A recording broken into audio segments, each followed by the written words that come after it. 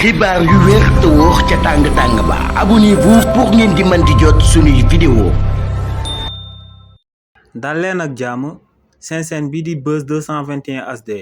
waa mouvement bi ñu dippee nouvelle responsabilité daal di nekk ci njiitalu Amadou Ba ginnaaw ba mu amee ay xibaar yu bàyyeekoo ci presse nationale bi te ñu doon wax que ne Amadou Ba pare na pour daal di fekk ji waa parti bii di Pastef waa mouvement boobee di la nouvelle responsabilité daal di nañuy fësal akub communiqué daal di àddu jëmale ko ci li ni mel. waa nouvelle responsabilité ne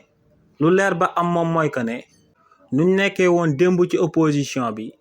noonee lañ nekkee tey ci opposition bi te ne noonee lañ fas yéenee nekk ci opposition bi jàmmarloog état bu fi daal di nekk ba ñooñu wàcc daal di leen di aal boppu réew mi ndax ne ñoom dañoo wóolu seen leader bii di Amadou Ba te ñoom ne lu leer ba am moom mooy que ne waa parti bii di Pastef buñ jugee ci boppu réew mi ku leen fa nama uutu du kenn ku dul seen leader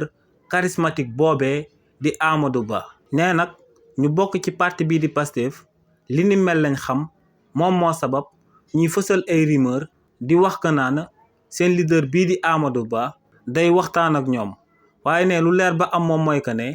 du Amadou Ba du Cheikh Omar Anne du benn leader bu nekk ci nouvelle responsabilité buy taxaw di waxtaan ak waa parti bii di Pastef ngir dem daal di fay bokk. ne ñoom ne luñ bëgg Sénégal yëpp daal di koy xam moom mooy que ne ci opposition bi lañ nekkoon ci opposition bi lañ nekk te ci opposition bi lañ fas yéenee des daal di jàmmaarloog état bu fi daal di nekk ba daal di leen fiy wuutu ndax ñoom ne seen leader bii di Amadou Ba moom mooy politicien bu gën a taxaw